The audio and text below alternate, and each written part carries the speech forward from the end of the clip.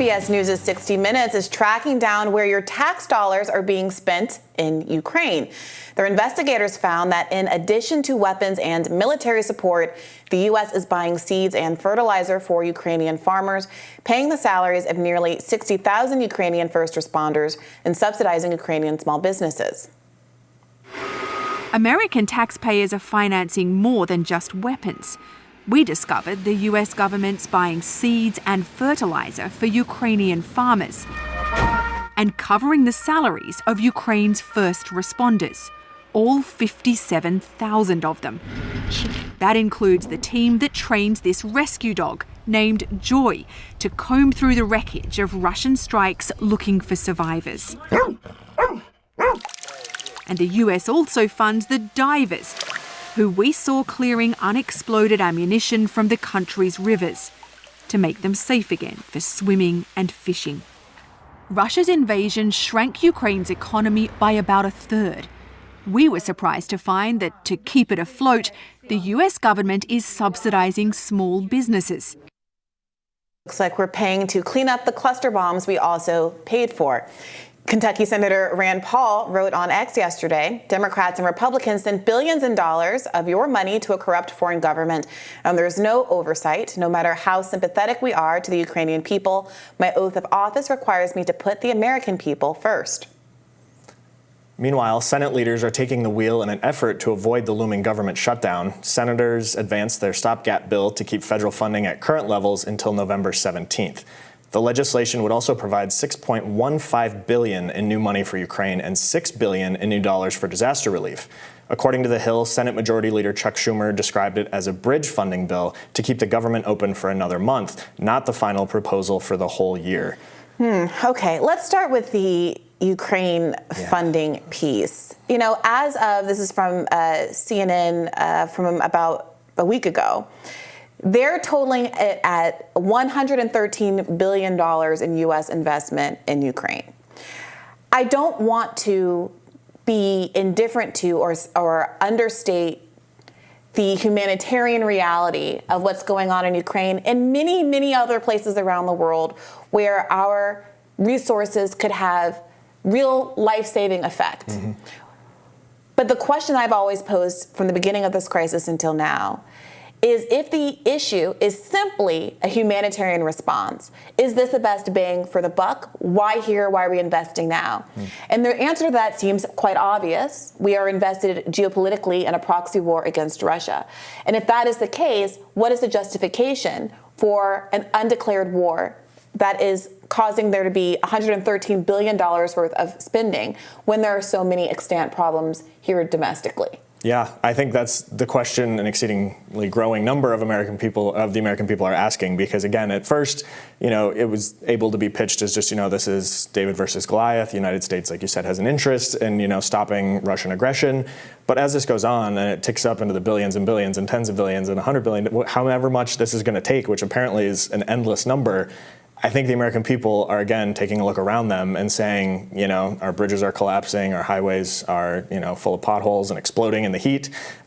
We can't, have supply chains that even get formula on the shelves for the American people. There's a lot going on here that they think, shouldn't the first concern of the president, of Congress, of the people in charge of this be to make sure that Americans here at home have the same opportunities that apparently small businesses in Ukraine are getting thanks to U.S. taxpayers? And I think that the disconnect is growing between Americans seeing a value in that. And it will be interesting to see, again, how much of an issue that becomes, not just in the presidential race in 24, but I think even in congressional races. Yeah, I mean, you're completely right. Polls indicate that majorities of Americans oppose more U.S. aid for Ukraine. Mm-hmm. And yet, neither political party seems to be listening to that at all. You're seeing there is a lot of stuff that they're arguing about as they discuss the government shutdown and what they're bartering over. It does not seem to be the case that perhaps outside of a small group of freedom caucusers, that there's any internal significant partisan efforts to make this a point of contention. The blob, the war machine, is always a two-winged bird with Republicans on one side and the Democrats flapping away on the other side. And it is very interesting to me that in the context of an election year, no less, that there is absolutely no sensitivity, it seems, to wanting to frame yourself and your party as the one that is showing some discretion with respect to this spending. Yeah.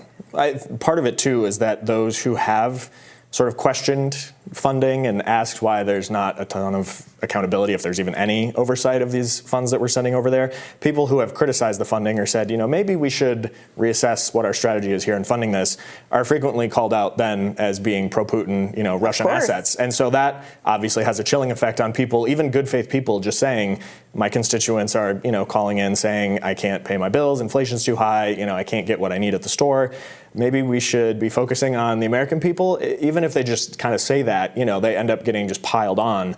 And I think part of that also is kind of a runaway train phenomenon from the Biden administration, because again, a lot of things that they said they would not give, and weapons system, things like that we would not give, money that we would not spend, things that we would not agree to, we have eventually gotten to that bridge and finally crossed it. And obviously, there's not a real appearance from the Biden administration to be scrutinizing any of this now, even though they said, we're not doing cluster bombs. And then, we are doing cluster bombs, even though we called these, horrible weapons of war and things like that, barbaric warfare, fighting tools. And so it just looks like there's not an end to that. If you're already doing things you said you wouldn't do, where is there going to be an end? And I don't think there will be. And I think it's just going to take, again, finding enough people who will band together and say, the American people are screaming seemingly louder and louder, saying enough is enough and we need to figure out what our actual end game is here. So far, the Biden administration has only been able to say all this money is to give Ukraine the strongest possible position at an eventual negotiation table. But then the Biden administration won't call for Ukraine to go to the bargaining table, and whether or not Putin would even agree to that.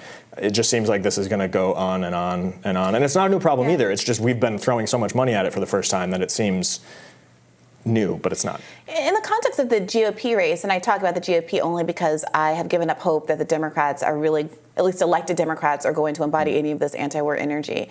It did seem out of the last debate that Vivek Ramaswamy was able to be a standout, in part because he was willing to take the public's position on the war in Ukraine, being against additional funding. Ron DeSantis has also dabbled in these waters. Not, I would argue, as forcefully as Vivek Ramaswamy has done. It does seem like there is a wide open lane for people to get ahead by making it clear that they're the anti-war candidate. The same way that, frankly, Donald Trump did back in 2016, and you can judge how he actually administered the state when he was president the way you want to. But I do think that's largely what I attribute to his continued lead over the rest of the other candidates in the polls. Why don't you think that anyone else has made a grab for this, especially Ron DeSantis as the seeming heir apparent? It does really feel like there's an opportunity that he's not grasping on to here. And do you think it's because ultimately he really is more of an establishment actor? It's a very good question. I feel like there are a couple lanes that just nobody is touching, other than, in some cases, Ramaswamy in the debates and different speeches and things that they're doing. But it does seem like that would be prime for the picking to go start saying, if I'm president, we're going to at least pause this, establish oversight, ensure we know where the money and weapons we've already sent have ended up. Are any of them going into the black market? Are they being sold to any other bad actors in the region? Actually provide answers for what the American people, because again, it's not Joe Biden's money, it's the taxpayers' money. What have the American taxpayers bought and what have they accomplished in Ukraine against Putin's forces? But nobody does that, yes. and it doesn't make sense. And like you were saying, this is a two-winged bird, and everybody, whether it's just federal spending in general or spending on Ukraine, both parties love to spend taxpayer dollars. And again, in this case, it seems like it's something that doesn't come along with any notable return on the investment. Some argue that because Ukraine has not been completely rolled by Russia at this point, that it's been a success. But what does actual victory look like? We still haven't had that defined. And I think if you don't define what victory is and you don't show the American people where their money is going and what it's actually doing, especially while they see needs for that money here at home, it's just going to keep getting worse. Yes, and somebody's going to have to talk about it eventually and put together a plan. And, hopefully it comes up at the debate. Yeah. I don't have a lot of hope that it will. At the Reagan Library, I'm not sure if they're going to be talking about, Russia and former USSR states. Yeah. But it will be interesting to see. Yeah. All right. Stick around. We'll have more Rising for you right after this.